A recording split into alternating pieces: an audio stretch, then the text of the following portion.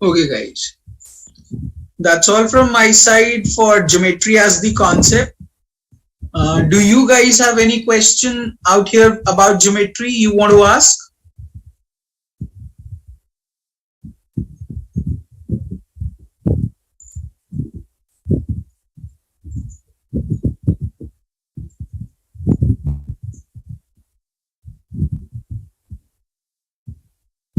If you don't have questions, just simply post no questions and we'll move on.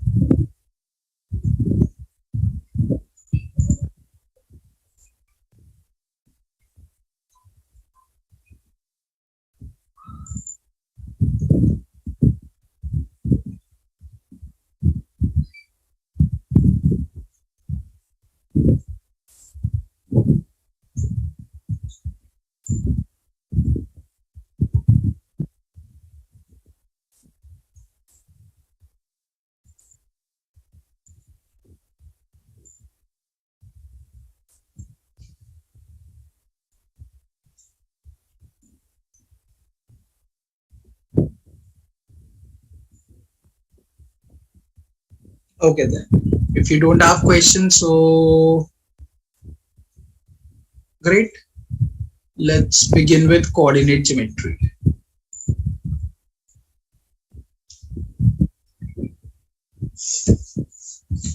Now, this particular chapter of coordinate geometry is a bit different from geometry.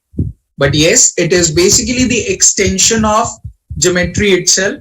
So whatever we have done in geometry can be tested out here, but it is tested on the coordinate plane, that is x and y plane. So that's why it is basically known as coordinate geometry.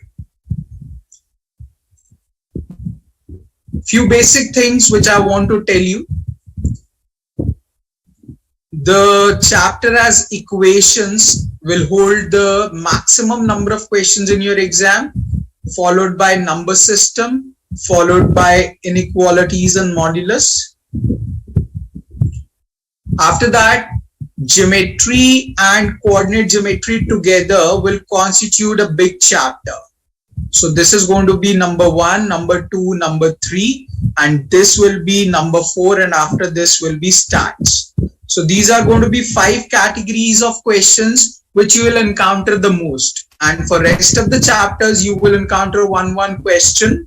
And these will be the 5 chapters wherein you will encounter the most of the questions. So I would say out of 31 questions, approximately 22-23 questions will be from these 5 chapters. Equations, number system, inequalities and modulus, geometry, coordinate geometry, and stats.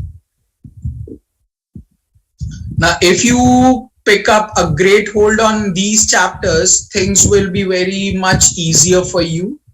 And honestly telling you, out of 31 questions, approximately 3 to 4 questions will be experimental questions which are not scored in your exam.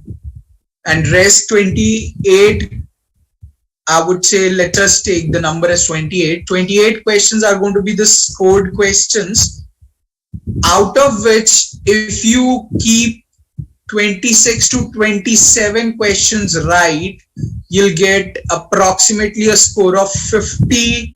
You can do hardly one mistake, and that mistake you can do only in the particular question which is above your level. That means one mistake only in the most difficult question. Then there is chance that you get 51 on 51. Otherwise, you need to do all questions correct for getting 51 on 51. And if you do one question wrong, obviously your score will be somewhere around 50. 2 questions or 3 questions wrong, somewhere around 49 will be the score.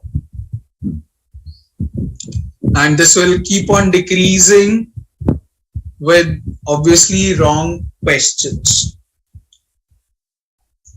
This is relatively an important idea which you need to keep in your mind. Now, talking about geometry as a chapter, geometry was a chapter which was based on certain concepts, and if the concepts are clear, you can apply the ideologies and get the answer in place.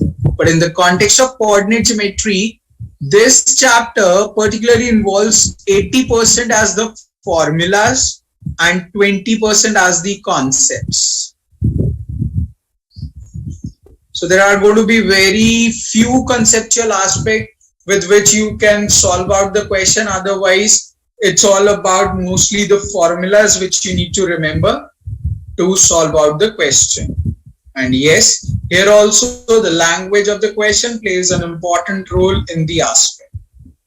Now let us begin with the very first part of coordinate geometry, which starts obviously with the two-dimensional plane. That is basically known as coordinate plane or Cartesian plane.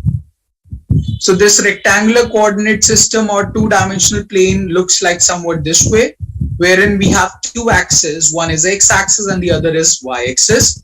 This x-axis is the horizontal line, y-axis is the vertical line. And this x-axis and the y-axis are basically two number lines.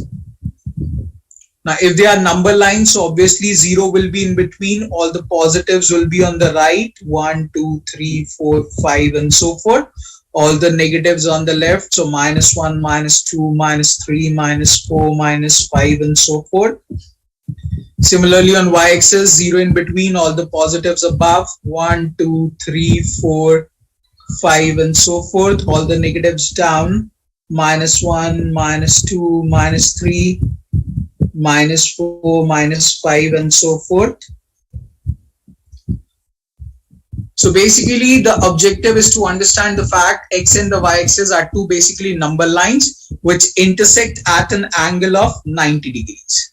Now because they are intersecting at an angle of 90 degrees and thus they form out four quadrants, wherein this is particularly called as first quadrant, this is called as second quadrant, this is called as third quadrant, and this is called as fourth quadrant, and it is always looked at anti-clockwise.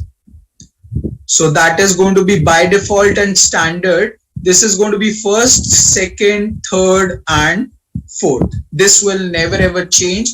It will always remain same. Now, I don't know whether you guys know the meaning of the word quadrant or not, but let us quickly discuss. The quadrant as a word includes the word quad. Quad basically means 4. That is why it is divided into 4 parts.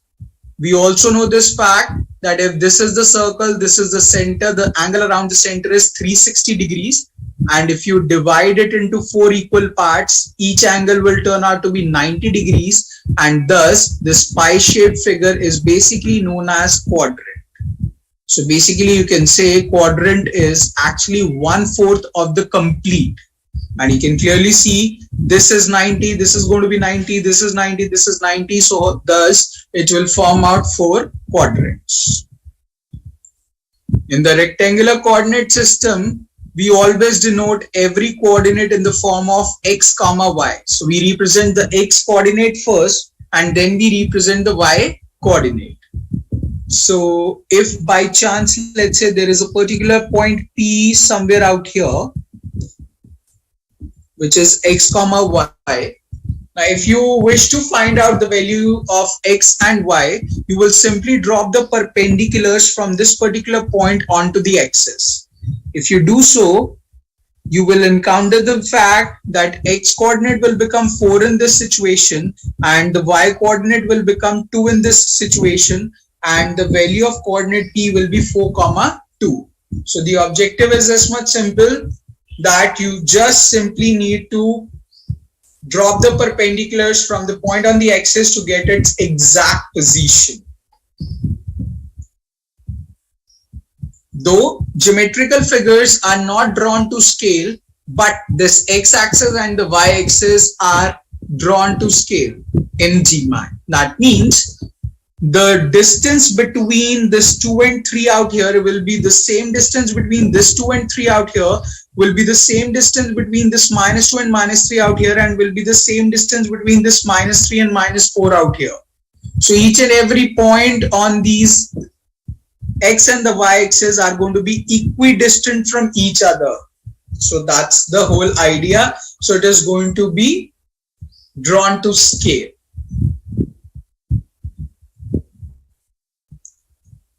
Furthermore, if you notice, every and any point which is inside the first quadrant will be always of the form positive comma positive, because you can clearly see in this case x is going to be positive, so as y is going to be positive. Similarly, in second quadrant, you can clearly see x is going to be negative and y is going to be positive. So any point of the form negative comma positive will lie in the second quadrant. Similarly, in the third quadrant, x is negative, so as y is negative, so it will be negative comma negative. And in the fourth quadrant, x is positive, y is negative, so it will be positive comma negative. So the point out here is, by just looking at the point, I can tell in which quadrant it is going to lie. For an instance, if the coordinates are 4, 3, it will lie in the first quadrant. Minus 4, 3 will lie in the second quadrant. Negative 3, negative 4 will lie in the third quadrant. 3, negative 4 will lie in the fourth quadrant. So by just looking at the point, I can tell in which quadrant it is going to lie. On a similar note, if you notice, there are going to be 4 different set of points which will not lie inside the quadrant, which will lie on the x-axis. For an instance, the coordinate 4, 0 will be 4 units on x-axis and 0 on y. So it is going to be 4, 0 somewhere out here. Similarly, 0, 4 means x-axis 0, y is going to be 4. So this is going to be the point. Similarly, minus 4, 0, it will be negative 4 on x-axis, 0 on y. So this will be the point. And finally, 0, minus 4. So 0 on x, minus 4 on y. So it will be this particular point. So now you can clearly see this fact that these 4 points, 4, 0, 0, 4, minus 4, 0, 0, minus 4 are 4 such points which is lying on the axis and they are not lying inside the quadrant. That means you can simply say that x and the y axis are going to be the segregating lines for the quadrants, but x and the y axis stand alone. They do not fall in any of the quadrant. So that means if the point are lying inside the quadrant, they cannot lie on the axis, and if the points are lying on the axis, they cannot lie inside the quadrant. That means any point which is above x-axis on the right of y-axis will lie in the first quadrant. Any point on the left of y-axis above x-axis will lie in the second quadrant. Any point below x-axis on the left of y-axis will lie in the third quadrant. And any point below x-axis and on the right of y-axis will lie in the fourth quadrant. So this is something which you need to remember as the segregating lines. So I repeat, x and the y-axis stand alone. They do not fall in any of the quadrant. And if the points are lying inside the quadrant, they cannot lie on the axis. And if the points are lying on the axis, they cannot lie inside the quadrant. This point and this statement of mine will be helpful in solving certain questions. So just be conscious about it. Furthermore, if I join these 4 vertices, that is this with this, this with this, this with this, and finally this with this, based on your knowledge, tell me which type of figure it will form. So let's name it as ABCD. So ABCD will be considered as which figure?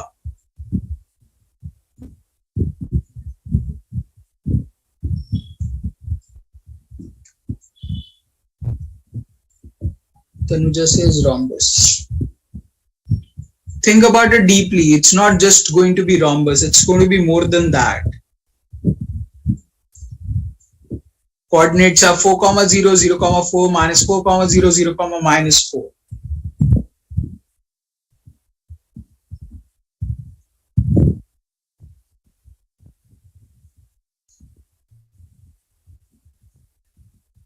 What about others? Tanuja says rhombus, but what about others? Others are thinking on what grounds? This ABCD will form which figure?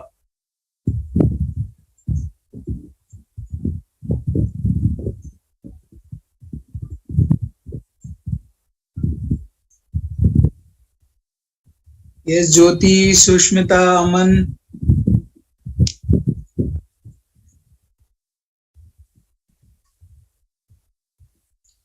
No, no, no. Don't go on the looks. The coordinates of the point A are 4, comma 0.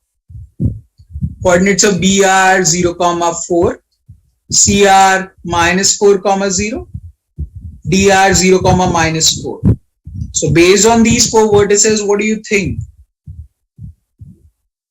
It's actually going to be square. It's quite simple.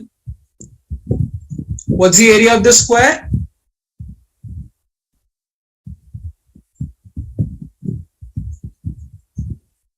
Okay, find out the area of this square ABCD. What will be the answer? Area of the square, what will be the answer?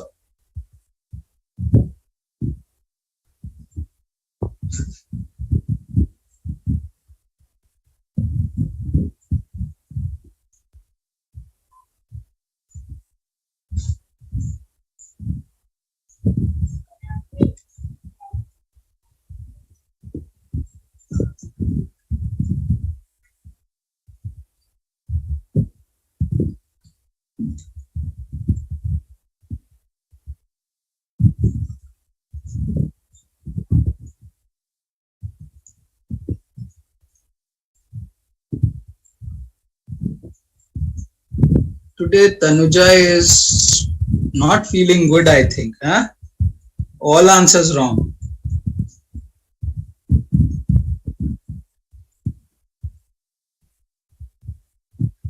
How come 8? What's your ground level means? What's your thinking?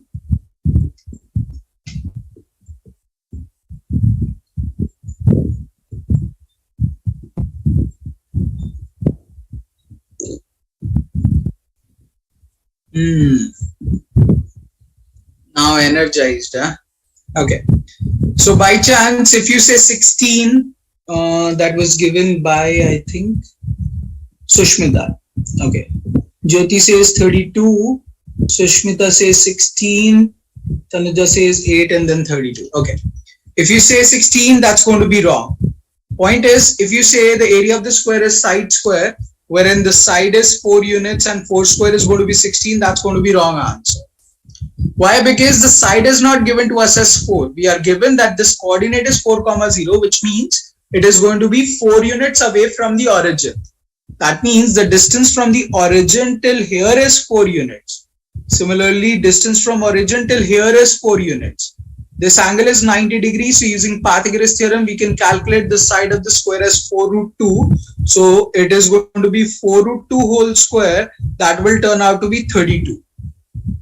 That's one of the way of calculating the area, wherein we have also considered this fact in the previous class that area of the square can be taken as half diagonal square, wherein diagonal is going to be 4 plus 4, that's going to be 8 units. So it's going to be half into 8 squared. That will again turn out to be 32 square units. That's the area of the square.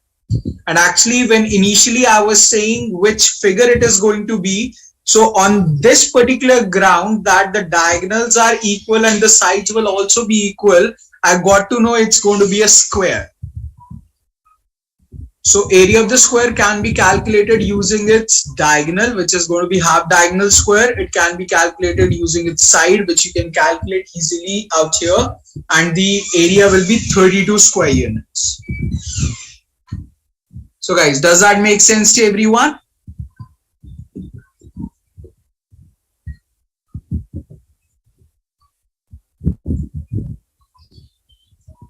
Awesome then. I'll give you a minute to note down all the ideas and then we'll move on. This is the basic ideology about the coordinate plane. Note down the idea and then we'll move on.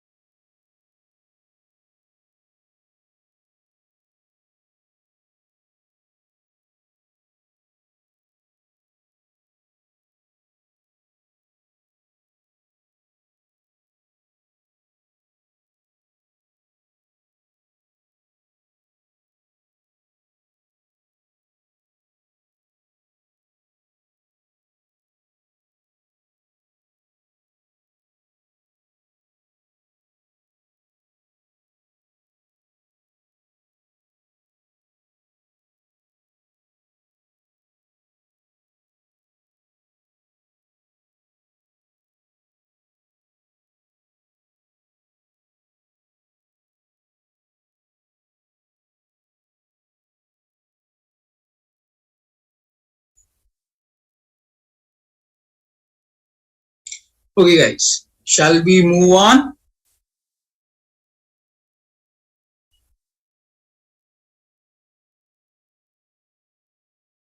Awesome.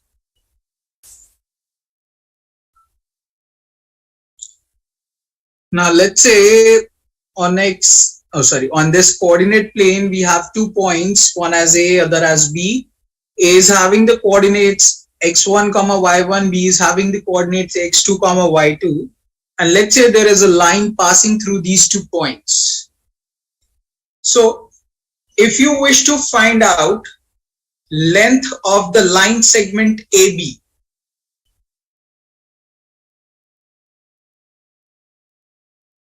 if you wish to find out length of the line segment AB, basically it's going to be the distance between the 2 points A and B, which can be calculated by distance formula. And this distance formula goes by square root of x2 minus x1 whole squared plus y2 minus y1 whole squared, which is all about difference of x coordinate square plus the difference of y coordinate square whole square root. That gives me the distance between the 2 points A and B.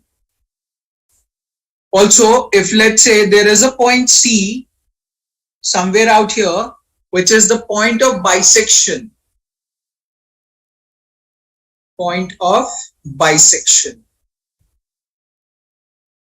So because it is using the word bisection, bi means two, section means two parts. So it is basically talking about midpoint. So by using midpoint formula, we can calculate the coordinates of the point C, which can be simply written as x1 plus x2 divided by 2 comma y1 plus y2 divided by 2. So it's all about finding out finding out the points or the coordinates of the point of bisection, which is basically the midpoint of the line segment.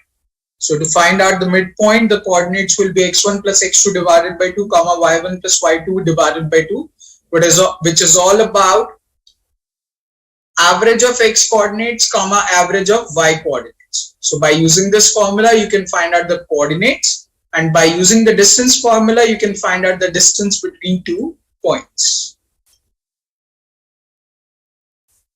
Am I clear about this?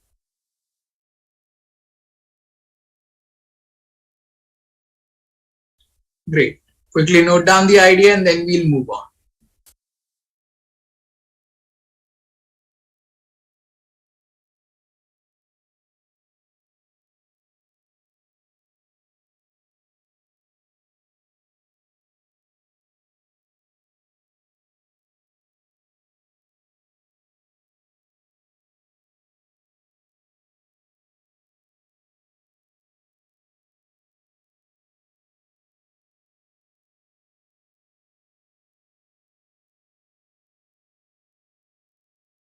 Uh, Guys, we will take a break out here itself because the next idea is about slope of the line, which is going to be a long one. So I don't want to disrupt that. So we'll take up a break for about 15 minutes here and then we'll resume the class with the concept of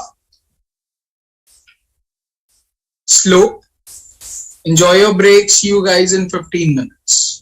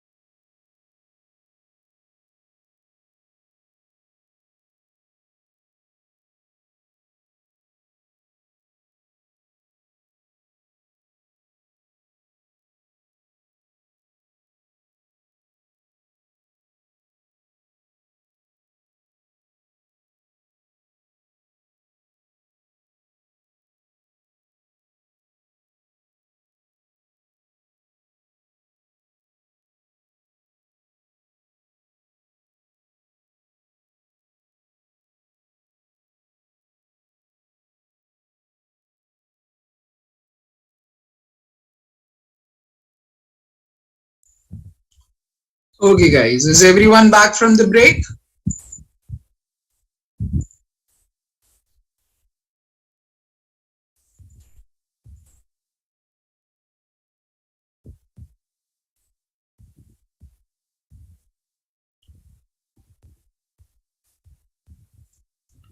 Great then.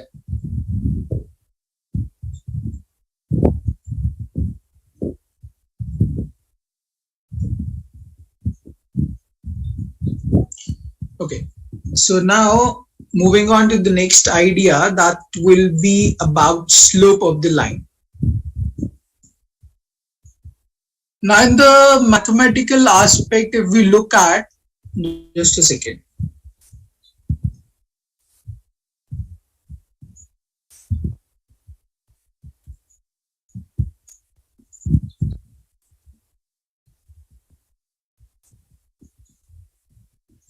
Just a second, guys. Uh,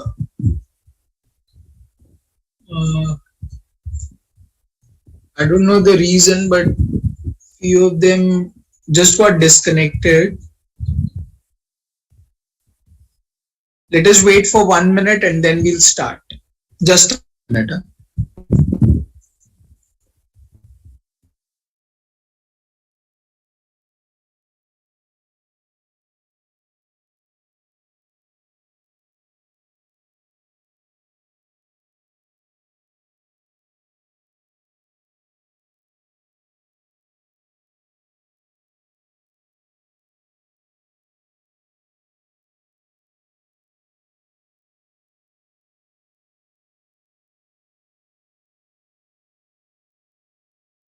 Okay, so let us begin now.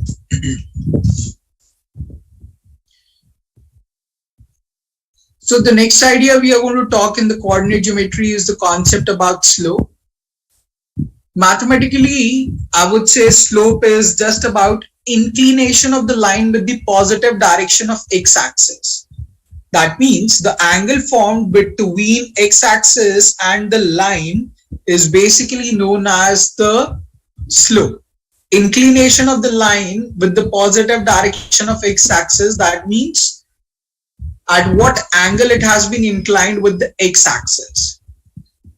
Now, unfortunately, if we look into that context, we need to know the trigonometry aspect, and trigonometry is not tested in GMAT exam, so we will keep this angle formation out.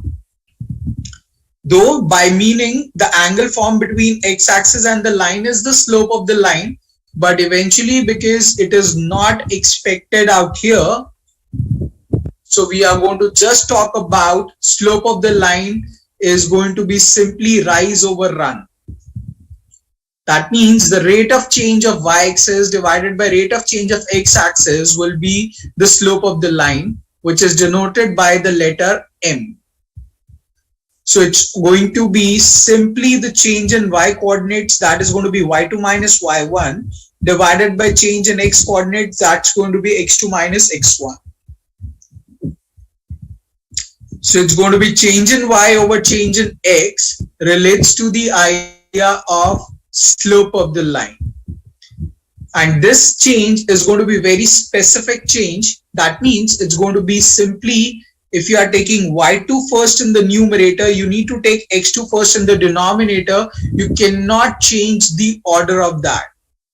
So let's say this is a point as 2, 1, and this is the point as 5, 7, let's say. And we are expected to find out the slope of the line passing through these 2 points. So it will be simply 7 minus 1 divided by 5 minus 2. So 7 minus 1 will be 6, 5 minus 2 is 3, 3 2s are 6, and slope of this particular line will become plus 2. Sign out here is going to be very important. Just a second, guys.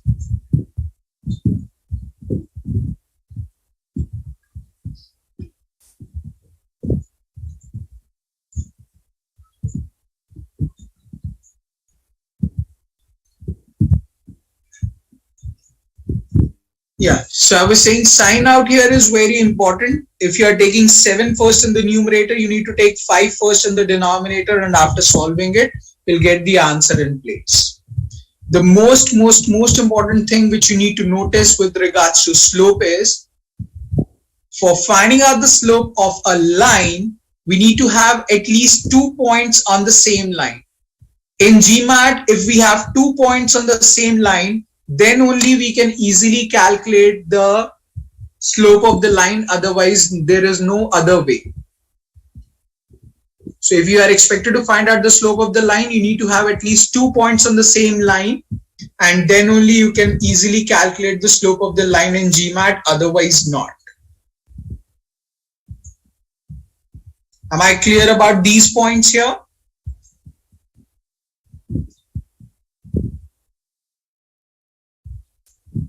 Great, then quickly note down the idea and then we'll move on.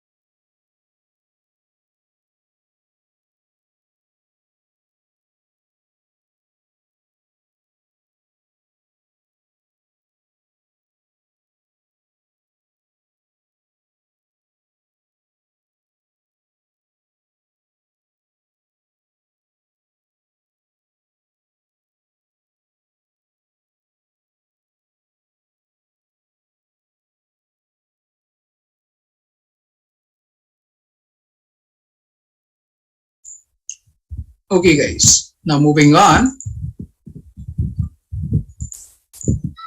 Now we are going to talk about properties of the slope of the line. So basically, first of all, we are going to understand which line will have positive slope and which line will have negative slope, and we'll also understand why it is so. On a simple note, simply remember a particular rule, that is, any line which moves up from left to right. Now in mathematics, we always go from left to right. So that is why any line which moves up from left to right will always be positively sloped. So any raising or ascending line will have positive slope. Similarly, any line which is going down, which is falling, will always have negative slope. That means there is no point or no idea which you need to consider that the line is passing through which quadrant. It is immaterial. If the line is moving up from left to right, immaterial of the quadrant it is passing, it will always be positively sloped. And any line which is moving down, immaterial of the quadrant it is passing through, will always have negative slope. Just keep in mind the concept left to right. So that's the whole idea altogether. Now let us analyze mathematically how it is so.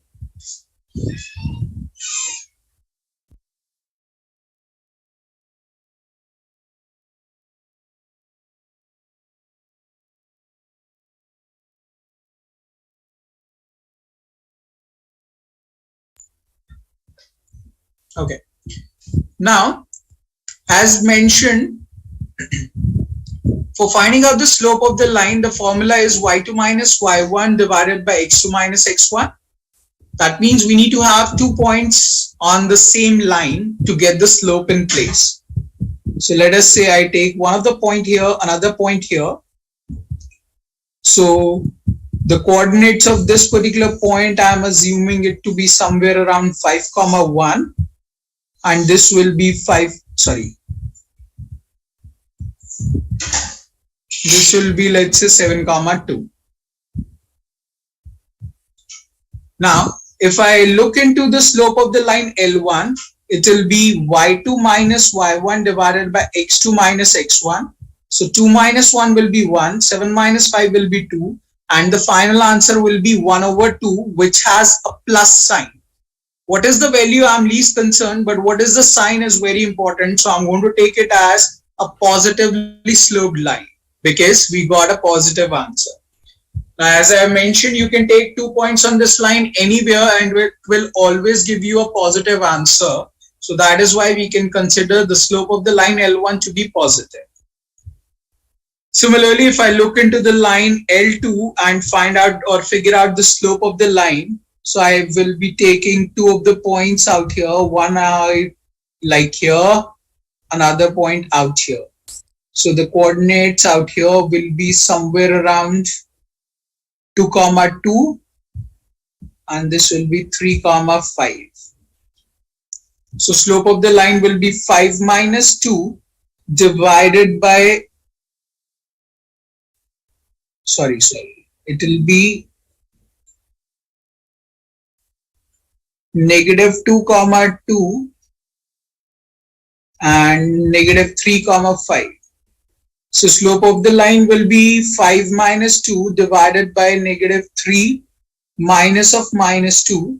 So 5 minus 2 in the numerator will become 3, and this will become negative 3 plus 2, which will become negative 1. And finally the answer will be negative 3, which is going to be a negative answer. So I can say that the slope of line L2 will be negative.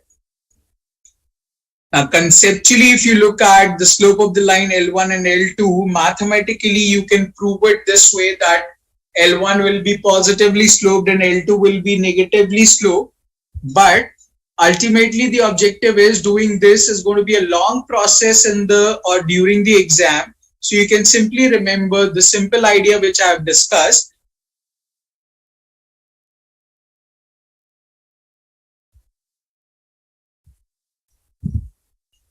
Just a second, Sandeep, wait a second. So any line which moves up from left to right will always be positively sloped, and any line which goes down from left to right will always be negatively sloped. Sandeep, first of all, note down this idea which is on screen, and then I'll answer your question. I need space actually on screen to write, which I don't have. So just note down this idea, guys. First of all, am I clear about the concept here, what I'm talking about?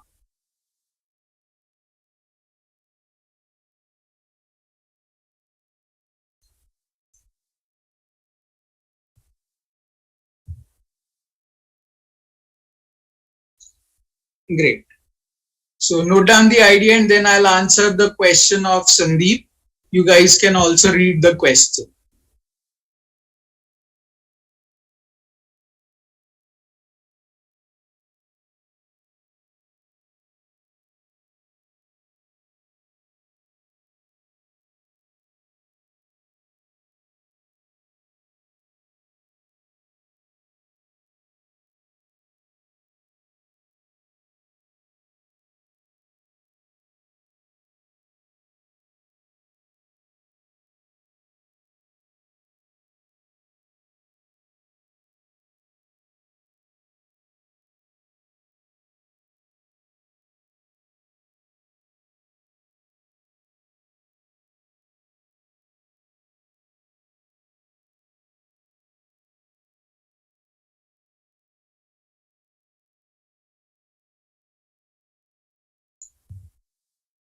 Okay guys, moving on. Now before I answer the question